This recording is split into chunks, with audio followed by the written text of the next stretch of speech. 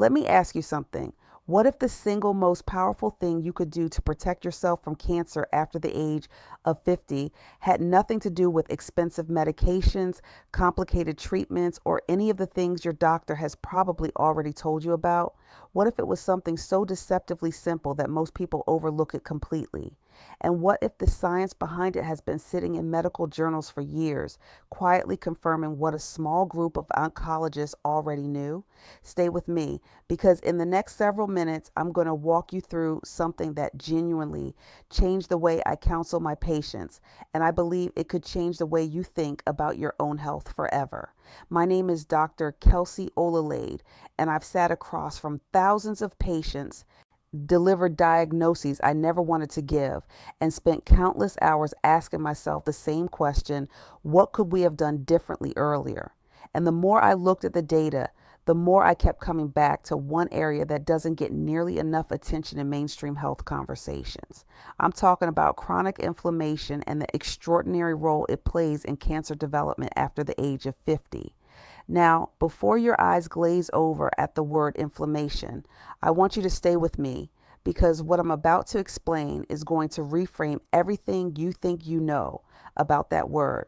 Most people hear inflammation and they think of a swollen ankle or a sore throat, something that hurts, something visible, something temporary.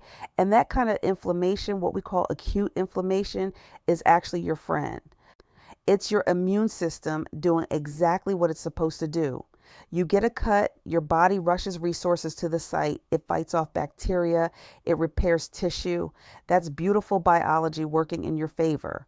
But there's a second kind of inflammation that is far more dangerous, precisely because it does none of those dramatic things. It doesn't swell visibly, it doesn't hurt in any obvious way. It just quietly smolders inside your body year after year, like a slow burning fire you can't see or feel. We call it chronic low-grade inflammation. And here's the part that should make every single person over 50 sit up straight. Research now shows that the silent inflammatory state is one of the most significant drivers of cancer initiation and progression that we know of. Let me give you the numbers, because this is where it gets real. A landmark study published in the journal Nature Reviews Cancer found that chronic inflammation is a contributing factor in approximately 25% of all cancers worldwide. Another major analysis tracking over 100,000 adults found that individuals with elevated inflammatory markers, something called C-reactive protein or CRP, had significantly higher rates of colorectal, lung, and breast cancer over a 15-year follow-up period. 25%. Think about what that means in a world where 1 in 2 men and 1 in 3 women will receive a cancer diagnosis in their lifetime. So why does this happen? Why does inflammation create an environment where cancer thrives? Here's the science simplified. Your cells are constantly dividing millions of times a day throughout your body. Most of the time, your DNA replication process is remarkably accurate. But when you have chronic inflammation, you have persistent oxidative stress. That means your cells are being bathed in chemically reactive molecules called free radicals that can damage DNA during that replication process. And when DNA gets damaged and the damage isn't caught and corrected in time, you can end up with mutations. And mutations over time, with enough accumulated errors, can lead to the kind of uncontrolled cell growth we call cancer. But it doesn't stop there. Chronic inflammation also does something even more insidious. It suppresses the function of natural killer cells, the immune cells whose entire job is to patrol your body, identify abnormal or precancerous cells, and destroy them before they can establish themselves. Think of these natural killer cells as your internal surveillance team. When inflammation is chronically elevated, that surveillance team is compromised. It's slower, it's less effective, and that's when the window of opportunity opens for cancer cells to slip through. Now, here's the part that surprises most of my patients. After the age of 50, your body naturally shifts toward a more pro-inflammatory state. This process even has a name.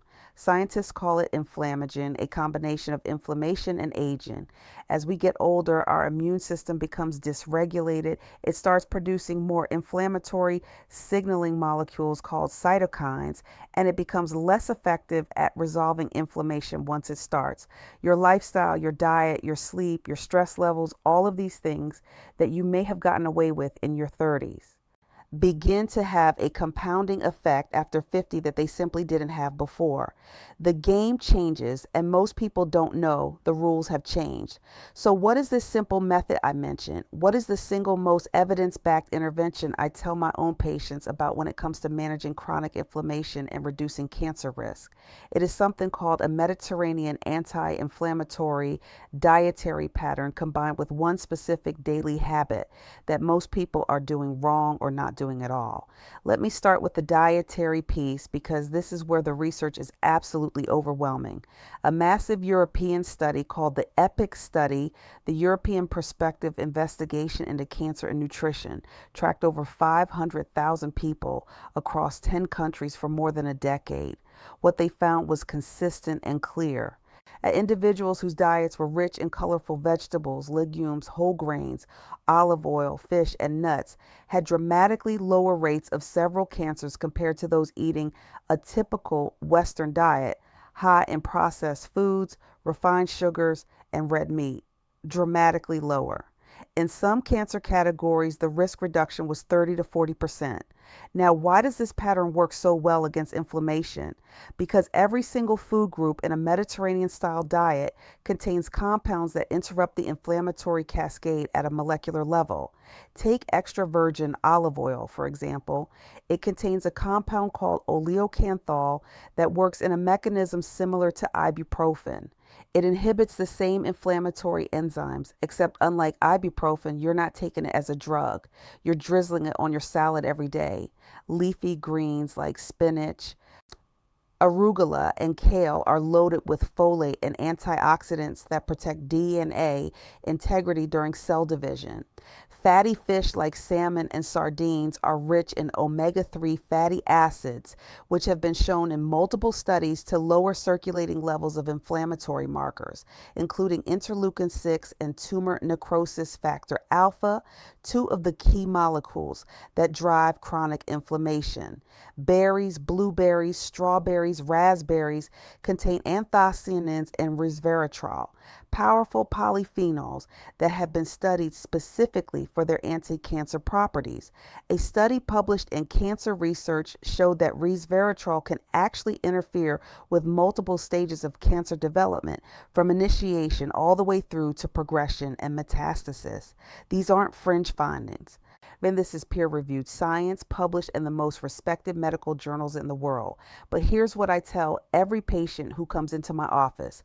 The dietary shift alone is powerful, but it is not complete without addressing what I consider to be the single most underrated cancer prevention habit available to all of us, and that is consistent, moderate daily movement. I'm not talking about training for a marathon. I'm not talking about spending 2 hours at the gym. I am talking about 30 to 45 minutes of moderate intensity movement every single day, walking briskly, swimming, cycling, whatever you enjoy enough to sustain. And the reason this matters so profoundly is not just about burning calories. It is about the extraordinary biochemical changes that physical activity triggers in your body at the cellular level. When you engage in moderate aerobic exercise, your muscles release compounds called myokines. These are signaling proteins that have potent anti-inflammatory effects throughout the body. Exercise also reduces circulating levels of insulin and insulin-like growth factor, both of which, when chronically elevated, create a hormonal environment that favors cancer cell proliferation. The American Cancer Society, in their most recent guidelines, stated that physical inactivity is one of the most important modifiable risk factors for cancer, second only to smoking and obesity, and yet it remains one of the most ignored recommendations in clinical practice. Here's a statistic that stopped me cold when I first read it. A large meta-analysis published in the British Journal of Sports Medicine found that individuals who met the recommended guidelines for physical activity had a 20 to 30% lower risk of developing colon cancer, a 20 to 30% lower risk of breast cancer, and significantly reduced risk of endometrial and lung cancers compared to people who were inactive. 20 to 30% with walking. This is not experimental. This is established science. Now, I want to pause here and address something I know some of you may be thinking. You might be thinking, Dr. Kelsey, I already knew I should eat better and exercise more. This isn't new. And to that I say, you're right that the advice isn't new. But here's what is new. What is different about what I'm telling you today? It's not just that these habits are good for general health. It is the specific mechanism. It is understanding that you're not simply trying to lose weight or feel better. You are actively, measurably, molecularly reducing the inflammatory environment in your body that makes cancer possible. When you frame it that way, when you understand exactly what you're doing and why, the motivation changes, the consistency changes. There's one more piece to this that I cannot leave out, and it is the one that my patients consistently underestimate: sleep, specifically the quality and duration of sleep after 50. I want you to understand something important. While you sleep, your body does the cellular repair work that it cannot do during waking hours. Your DNA repair enzymes are most active during deep sleep. Your immune system consolidates its defenses. Your body clears metabolic waste products through a system called the glymphatic system that is only fully activated during sleep. And here's what the research shows. Chronic sleep deprivation, defined as consistently getting fewer than 6 hours per night, is associated with significantly elevated inflammatory markers and impaired immune surveillance. A study in the Journal of the National Cancer Institute found associations between shortened sleep duration and increased risk of colorectal and breast cancer. 6 to 8 hours of quality sleep is not a luxury. In cancer prevention terms, it is medicine. So let me bring this together for you, because I want you to leave this video not just informed, but empowered with a clear picture of what you can actually do starting today. After the age of 50, your biological terrain shifts toward chronic inflammation. That inflammatory environment damages DNA, suppresses immune surveillance, and creates the conditions in which cancer can take hold. The research is unambiguous on this, but you have 3 powerful evidence-based tools that address this at the root level. First, an anti-inflammatory dietary pattern prioritizing colorful vegetables, legumes, olive oil, fatty fish, berries, and whole grains while reducing processed foods, sugar, and excessive red meat. Second, 30 to 45 minutes of moderate daily movement consistent enough to trigger the anti-inflammatory effects of myokines and reduce hormonal drivers of cancer cell growth. And third, 6 to 8 hours of quality sleep, giving your body the nightly repair window it needs to maintain genomic integrity and immune function. None of this requires a prescription. None of this requires expensive supplements or cutting-edge treatments. It requires understanding your body well enough to give it what it actually needs at this stage of life. And that is exactly what I'm here to help you do. I've seen patients in their 60s and 70s make these changes and watch their inflammatory markers drop significantly in just 3 months. I've seen people who came into my office convinced that cancer was inevitable because of their family history leave, with a completely different understanding of how much agency they actually have. Your genes are not your destiny. Your environment, including the internal environment of your body, is something you have more control over than you may have been led to believe. If you found this information valuable, I need you to do something right now. Hit that like button. It genuinely helps this channel reach more people who need this information.